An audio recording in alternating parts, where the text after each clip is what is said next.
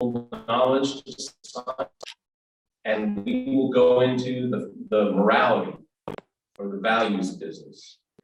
And Ritchell decided to do this because he said the scientific revolution can't touch us if we stay in morality, we stay in the world of value. Because the world of value, at the time, you're not dealing with factual reality, you're dealing with subjective reality. What I think is right, what I think is wrong. The thought at the time was this world is located within the self, and it was not a matter of issues that could be run through a laboratory examination or an MRI machine. And to use a contemporary example today, and values, if the church stayed in values, it would be sheltered from the scientific revolution, and it would carve for itself a future moving forward. We're going to begin today by looking at 3 alternatives to this strategy.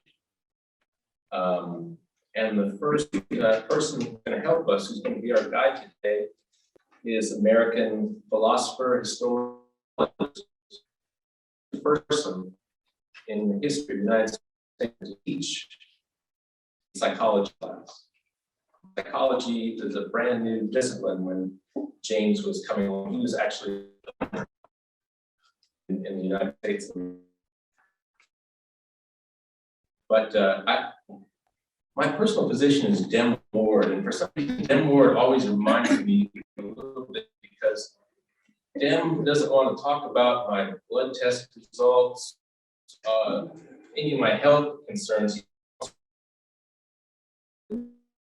Yeah, Dem, I got to do it, and you got to finish this examination. I'm concerned about my body, but Dem's mind goes everywhere, and that's the kind of mind that William James. He was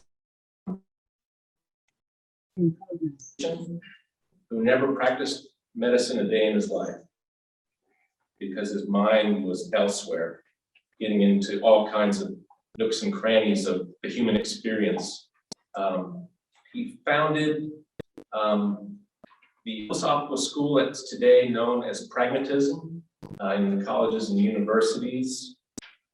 This is it's thought to be America's original unique contribution to the discipline of philosophy, and we're going to get into that in what's to come. A very accomplished man. I'm sure if we were in his shoes, we would feel like we had done something monumental with ourselves, with our time, with our intellects. But he did not start off life well. And getting into the background, his biography, young man, I think, to get our minds around the type of philosophy that he came to develop later in his life. His father was described as a force of nature. He was an Irish Protestant immigrant who settled in upstate New York. At the age of 13, while trying to stamp out a barn fire, his father lost his left leg, and continued to persevere and push and succeed despite that physical limitation and that early setback. When James's father died, he was worth approximately $1.2 million. And just, that's a lot of money today. Think what that was in the middle of the 19th century. He invested in, this is an immigrant, came to the United States, not a dime in his pocket, invested in real estate in the town of Albany, New York. And as luck would have it, there was a project going on called the Erie Canal at the time. And he got some contracts for it, he got some work on, and did quite well for himself. I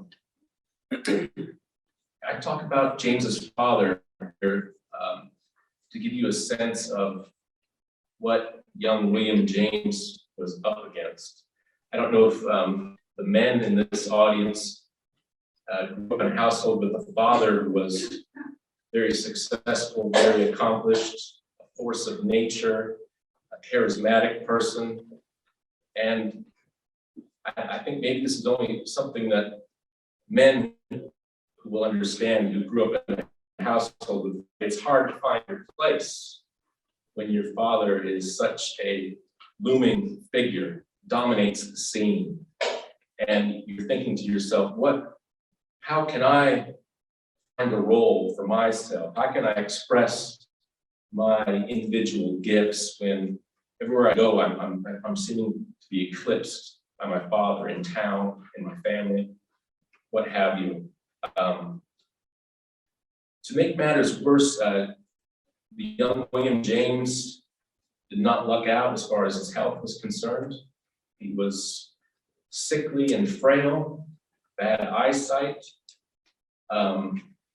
His two younger brothers were physically taller and stronger than him, and they enlisted and fought for the Union in the Civil War and became heroes, local heroes for their service. And in the eyes of his family, in the eyes of the community, his older brothers were quote unquote real men. And James did not enlist because he felt that he was not physically up for it. He didn't think he had the stamina to fight. And at the time, I mean, masculinity, the way masculinity is conceptualized today, it is so different from the way it was back then. Back then, if you didn't serve, boy, it was a mark of shame on you. There was something wrong with you. We know this, for instance, from the novel The Red Badge of Courage by Stephen Crane, what going to war and the willingness to serve and how that's tied into masculinity and conceptions of masculinity at the time. And by all accounts, James was failing all of those tests, what makes a real man. He tried to rally, he tried to redeem himself, and in the eyes of his father in particular, he said, I'm gonna go to Brazil and be an explorer. 1865, after the war was over, he went to Brazil, but he discovered he was not physically up to the trip. Back pain, stomach flu, temporary blindness, anxiety, depression, you name it, he had it. And it all manifested itself on that trip, and he had to cut the exploration short. He had to return home in disgrace. 2 years later, he had taken absence from Harvard Medical School. Again, partial blindness, headaches, nausea, anxiety. He could not study, he could not focus, and he found himself unable to walk or sit upright. On the handout, you see a pencil sketch of a man bent over sitting in a chair. And that photograph that drawing is taken from James's personal notebooks. It was sketched in red crayon. And you see the disposition, physical disposition, posturing of the person in the chair there. And if you could find the journal, it's in his collected papers. You see that written in the margins next to that sketch, the words "Here I am" with an arrow that points to the figure of that person sitting in the chair, slumped over, defeated. His body was letting him down, but then to make matters worse, he started to read European philosophy. And if you want your children to continue to maintain a sunny disposition, keep them away from European philosophy. I know from firsthand experience, but the philosophers in Europe at the time were obsessed with what was called determinism, or what still is called determinism. And according to determinism, philosophical determinism, freedom is a cruel illusion. The human being thinks that they have agency. The human being thinks that they can act in the world. The human being thinks that they can move history and move their own personal history in desired directions, but in reality, everywhere we're bound. We're unfree according to determinism. Our bodies determine us. We have no control over our genetic makeup, whether we're susceptible to alcoholism, whether our hearts are going to last long enough to keep us going into old age, whether cancer will take us. We don't choose our parents and their personal histories and their personal baggage that impact us from the very beginning. We don't control how much money our families have in the bank. And Charles Darwin, his great work, The Origin of Species, published, I think, in 1859, if I'm wrong, please correct me. He basically comes out with a theory of life that says present reality is wholly explainable by past causal developments. The present is the sum total of a past nexus of cause and effect. Present is captive to the past. Our sum total of our existence has already been decided and determined for us. And this is the idea that causes James to go down the downward spiral into a rabbit hole and compounds his depression. He says, no, not only am I sick, not only am I frail, not only is my father embarrassed and ashamed of me, not only are my other brothers outshining me, I can't even stay in school. I'm just sitting here in a room, hunched over, the man in the chair. But all the leading intellectuals say I am not free. I'm totally bound and captive. And he starts to contemplate suicide and falls into a deep depression. Good news is he eventually achieves a breakthrough, what he called his absolute beginning. He refers to this in his writings. It took place in the spring of 1870. He describes himself as having been reborn. And we need to get into the why and how of this reborn to understand his philosophy, pragmatism. He encounters the work of a French philosopher who's cutting against the grain, who's not buying the determinist stuff. Charles Renouvier is his name. And Renouvier said that determinists are wrong because there's something in the human person called the will. And the will, if it can exert enough force and strength in the individual's life and on the outside world, the will can break the chain of cause and effect. So we are not bound by the past if we can exert our will to the extent where we can transcend all the things that are standing behind us, and it can be a power of a force to bring genuine novelty in the world. Well, Renouvier was not welcome in elite philosophical circles because he was talking about ideas that totally were against where European philosophy was at the time. But he did find a hearing in William James, and William James said, "This guy saved my life." And he said, he wrote in his notebook, "My first act of freedom will be to believe that I am free.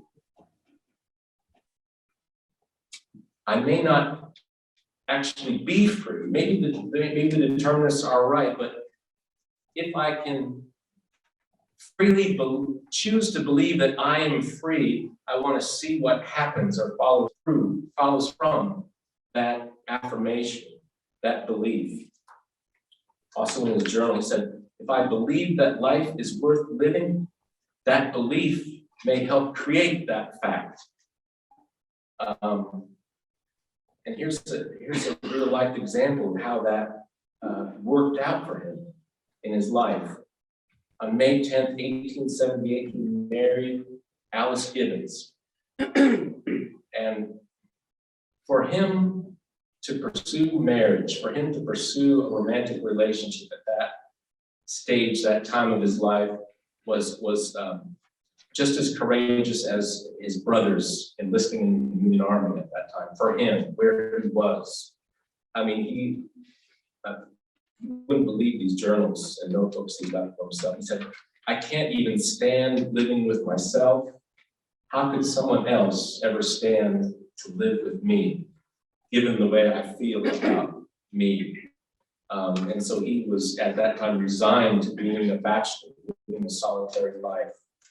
But with the help of this maverick French philosopher, he says, I'm going to will myself to believe that this woman I'm attracted to might like me.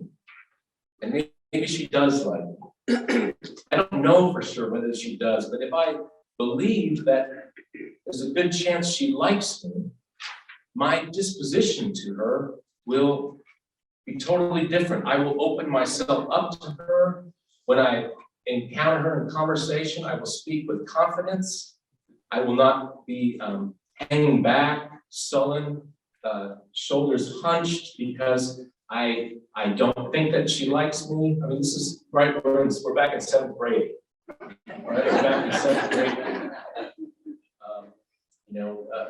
Do you like me? Do you want to go? So he says, if I will myself to believe that she likes me, then my believing that will help create that fact.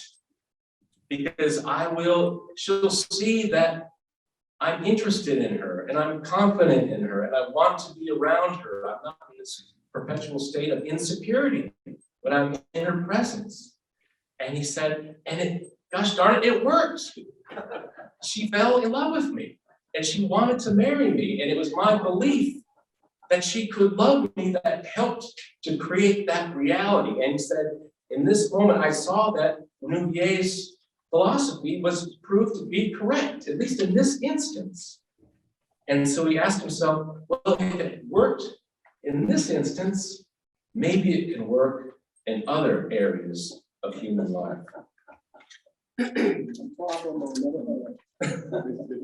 know that, yeah.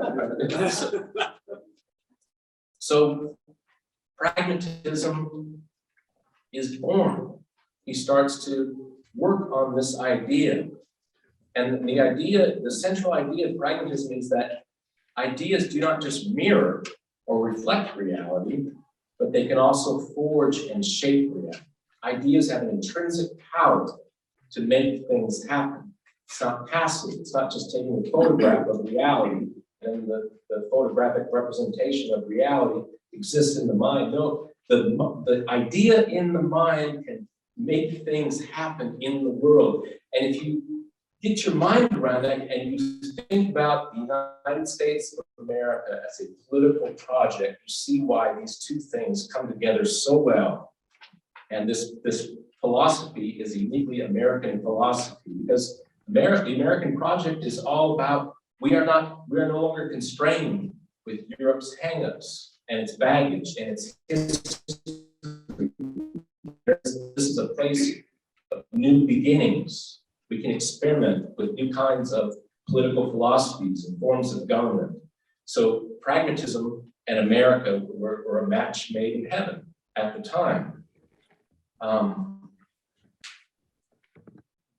And if you are skeptical about this, I just read an article this week analyzing the difference between the Afghanistan National Force and the Ukrainian military right now. And military analysts now, American military analysts, are scratching their heads and they're saying, why are the Ukrainians doing so well, better than we expected them? And why did the Afghans fall? We thought they could at least hold down for maybe 6 months, but they folded within a week. And the quantitative data shows that the Afghanis, as far as the money that was poured into them, the ammunition, the military equipment, the years of training, they should have been able to last at least 6 months. They should have at least been able to do that. And given what the Ukrainians are up against on the other side, the Russians, there's no way they could last a week. Well, why are they persevering? There's a will. That's what James said. There's a will in those people that didn't exist with the Afghani forces. And that is the difference, the power of an idea that doesn't just reflect reality, it can change reality and can shape reality. And if James were alive today, he said, yeah, there it is. There is pragmatism in action, what the Ukrainians are doing. There's more to life than just supplies and wealth and ammunition and things that can be quantitatively measured. There's something intangible, and it resides in the human heart that has the power to shape reality. We run into a problem though. The idea is Lenny Reichenstahl in that film Triumph of the Will glorified the Nazis in 1934. Know what the end result of that is. There was the will, but ultimately not the reality. So this gets to, the critical component of pragmatism. And when you lack this critical component, what we're going to talk about next, you get into all kinds of trouble, like you're talking about.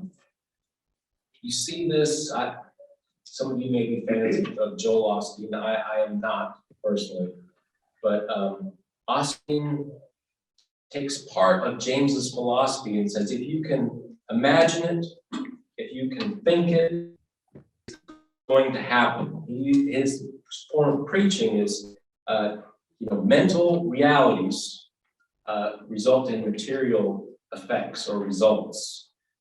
Prosperity gospel preachers are doing quite well for themselves, preaching to poor people that all they have to do is imagine themselves as wealthy, and they will become wealthy by some power of the Holy Spirit. The only one who's getting richer in Joel Osteen's church appears to be Joel Osteen. That's what seems to be happening in his church. And poor people, persons of color are uniquely vulnerable to this kind of message because it gives you hope, and it teaches you that my destiny resides in the ideas I carry around in my head, my positive ideas.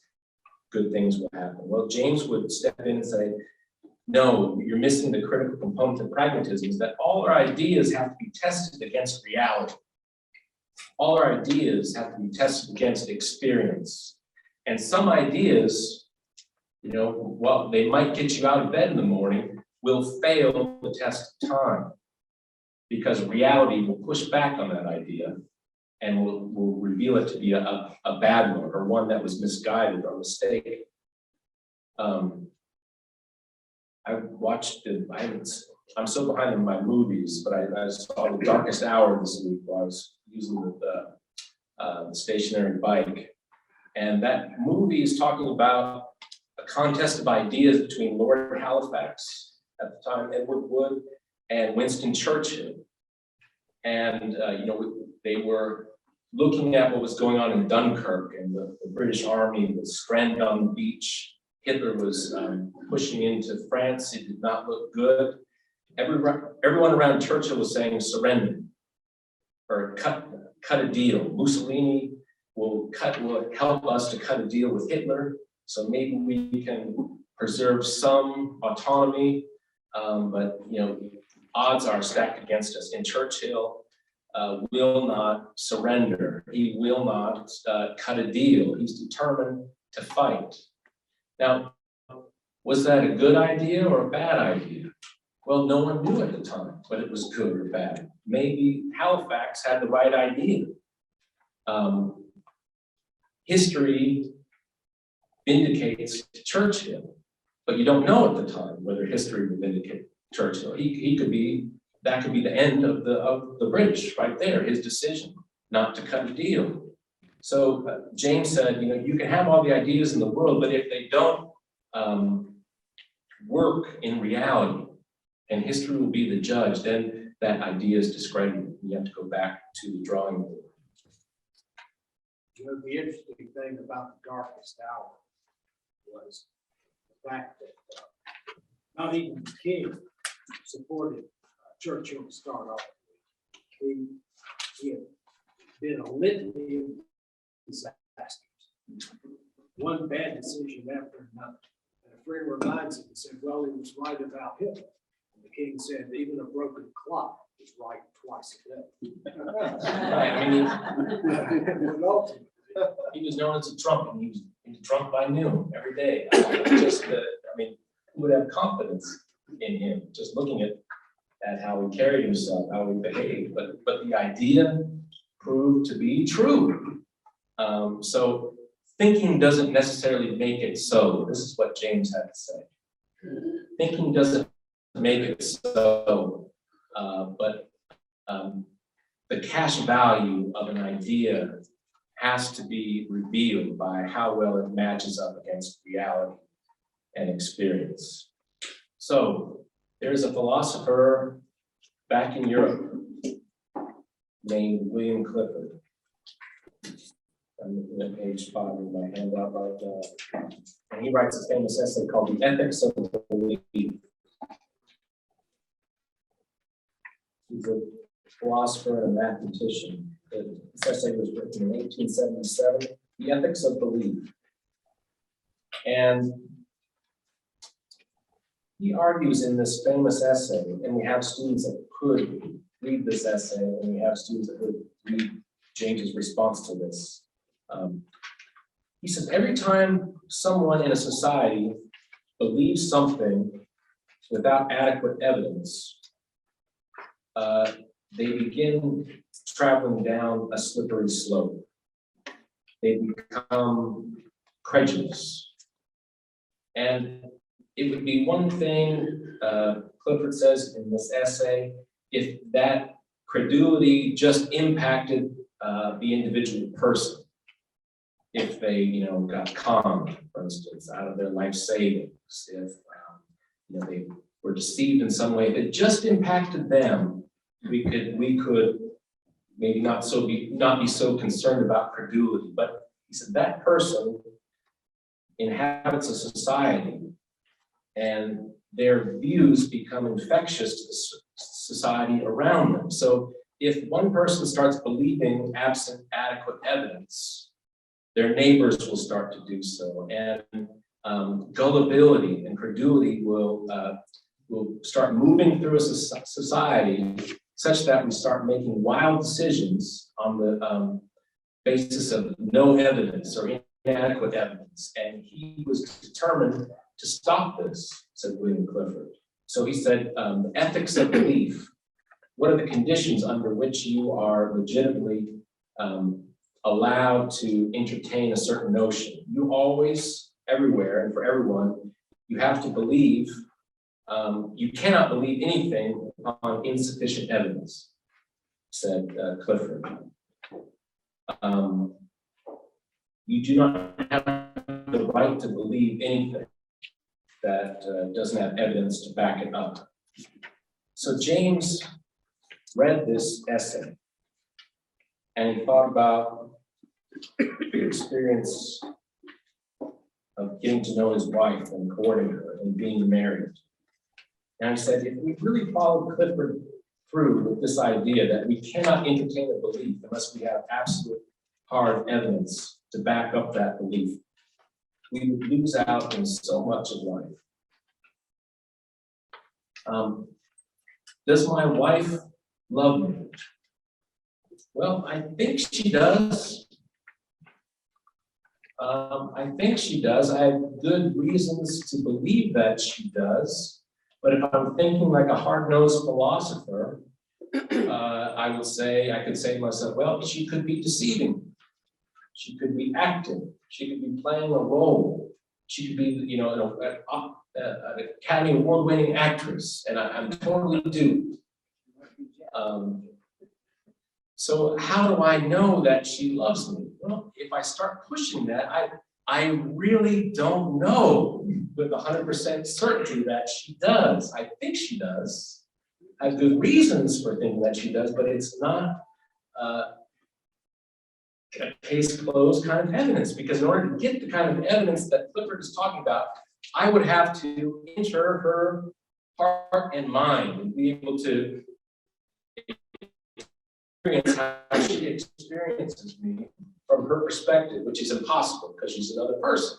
So my marriage, maybe your marriage, all our marriages operate on faith and trust to some extent. We don't have the hard evidence for believing this. We have good reasons, but are we entitled to believe that our spouse loves us? According to Clifford's standard, no. No, probably. And James says, this is crazy. It's crazy to live like this. You couldn't live like this.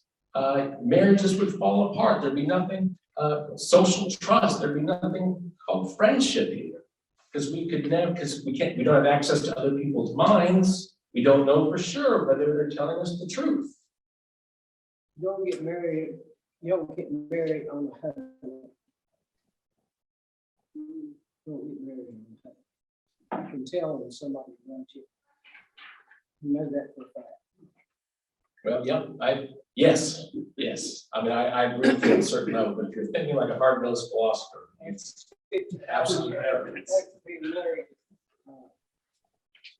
So The woman, 55 years out. It's whether she's pretty or she's So James takes this essay on. He takes it on in a lecture he gives to Yale Divinity School in 1896. And says in that lecture, I find it impossible to go with Clifford. He is like a general informing his soldiers that it is better to keep out of battle forever than to risk a single wound. Victories over enemies are not gained in this way. A certain lightness of heart seems healthier than this excessive nervousness or anxiety that I can be wrong. Skepticism and doubt can be debilitating and crippling. If we're always, it's like the difference between playing to win and playing not to lose. Clifford is playing not to lose. I do not want to be mistaken. So I will not believe anything unless I get the evidence to back it up. And James is saying, why would you play a game not to lose? Why don't you play a game to win it? And to play a game to win it, as far as human belief is concerned, is to take some things on trust, take things on faith. Now, obviously, right? I mean, we, in the case of a criminal conviction, we don't want to convict that person on the basis of faith. We want evidence before we sentence them. But when it comes to something like God, and God is not a being or a thing in this world the way we are, or the way the chair is, the way the camera is, or the flip chart is. God is a being who by definition transcends the world, and so is not a thing or an object in the world. So if you're dealing with a reality like that, and you're going to spend your whole life waiting for evidence as to whether this kind of reality exists, James says you're going to be waiting your whole life because you're never going to get that evidence. Why not try working from the assumption that this being exists? And if you believe that this being exists, maybe that belief will function in a similar way to the way the belief that my wife might like me functions. Maybe that belief, that openness to that reality might prove itself to be true. But if I shut myself down, if I refuse to entertain that notion absent evidence, I will never be able to experience the reality that is God. So he says, go for it. Believe. You cannot sit the decision for God out. It's a forced option. You have to put evidence. So he says, try out that belief. Put it on. And the way you try out or you put on a belief in Christianity is not to sit alone in your study, just saying, I mentally assent to the notion that God exists. No, the way Christian belief is practiced and exercised in a community, in a church, with other people, praying, talking, communing. You can't be a Christian by yourself. So if you're waiting just to get the evidence whether Christianity is true, alone in your room, it will never come to you. You have to be a member or active participant in a church first to find out whether Christianity is true. You have to commit first. You can't wait for the evidence to roll in, says James. And so this is the pragmatic response to the scientific revolution and the feeling that we need to have evidence in order to believe. James says the evidence will never come in. Believe anyway and see what happens. And that belief will come up against experience, will come up against reality, and it will prove itself to be true or not true based on how well it enables you to handle your life. Is the resurrection true? Did it actually happen? Well, we don't have footage of that, the first Easter. We'll never be able to see that on YouTube. But the way you assess whether that belief is true according to James's criteria in ways, you have to ask yourself, what difference does that belief make in your concrete lived existence? Did that belief help you get through tough times? Does that belief fuel a certain kind of life-affirming, community-enhancing activity in the community of Salisbury? Does that belief have legs? Does it do good things? And if you answer yes to that, James says, then by all means, we have every right to say the resurrection is true because it is doing good things out there in the world. Now, whether that is enough for you, I don't know. But that was James's answer to the question, truth of faith, the truth of existence, the truth of the resurrection. What does that belief do? And if it does good things, if it is not falsified in some way by the pushback that comes from reality, then we have every right to believe that that is true. We'll look at two people in the following 2 weeks who were not satisfied with James' response. They didn't think it was strong, it wasn't robust enough, and we'll look at those two folks in our final two sessions. Thank you for your patience this morning. I appreciate the time.